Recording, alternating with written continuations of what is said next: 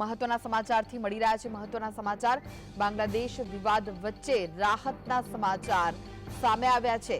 બાંગ્લાદેશમાં તખ્તા પલટ થયું છે, ત્યાં પરિસ્થિતિ ખરાબ છે, તેને લઈને રાહતના સમાચાર હાલમાં આવી રહ્યા છે। ઢાકાથી દિલ્હી પહોંચી છે એર ઇન્ડિયાની ફ્લાઇટ।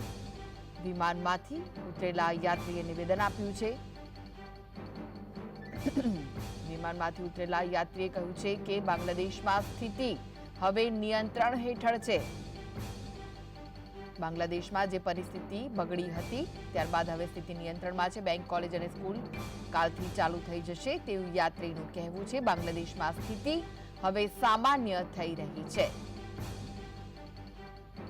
તો અનામતને લઈને જે બળવો પોકારવામાં આવ્યો હતો તેના કારણે બાંગ્લાદેશમાં પરિસ્થિતિ બગડી હતી, પરંતુ હવે તેની વચ્ચે રાહતના સમાચાર। ઢાકાથી દિલ્હી પહોંચી છે એર ઇન્ડિયાની ફ્લાઇટ અને યાત્રીએ કહ્યું છે કે હવે સ્થિતિ નિયંત્રણમાં છે। આ વિશે વધુ માહિતી માટે જોડાઈ ગયા છે સહયોગી કામેશ ચોકસી।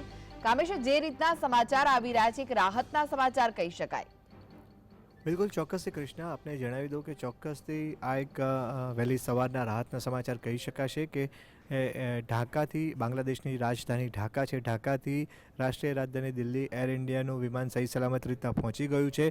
ઢાકાથી જે આપણા ભારતીયો હતા અને એ લોકો તેવા વિમાન દ્વારા હવે તેમની ફ્લાઇટ અત્યારે દિલ્હી પહોંચી ગઈ છે। સવારે લગભગ 7:30 વાગ્યાના સુમારે ફ્લાઇટ દિલ્હી પહોંચી હોવાની વાત સામે આવી રહી છે। આ સાથે જ સૌથી મહત્ત્વની વાત એ સામે આવી રહી છે કે વિમાનમાં જે એક યાત્રી હતા તેમણે ઉતરીને જે બાંગ્લાદેશની સ્થિતિ જે છે તેના અંગે મીડિયા સાથે વાત કરી હતી ને વાતચીતમાં એ માહિતી સામે આવી રહી છે કે જે યાત્રીનું જે નિવેદન આવ્યું છે તે પ્રમાણે બાંગ્લાદેશમાં હવે અત્યારે સ્થિતિ જે છે નિયંત્રણ હેઠળ હોવાની વાત સામે આવી રહી છે। આ સાથે જ તેમણે જણાવ્યું કે આવતીકાલથી જે ત્યાંના બાંગ્લાદેશમાં વિવિધ સ્થળોએ જે કારખાના આવેલા છે, કાર્યાલયો છે, બેંક, કોલેજ, સ્કૂલ, તમામ બાબતો જે છે જીવન જરૂરી વસ્તુઓથી માંડીને જે પણ દુકાનો સહિતની જે રૂટીનની જે વસ્તુઓ જે છે, જે બાબતો છે, જે ઓફિસો છે, એ તમામ વસ્તુઓ આવતીકાલથી રેગ્યુલર ધોરણમાં શરૂ થઈ જશે।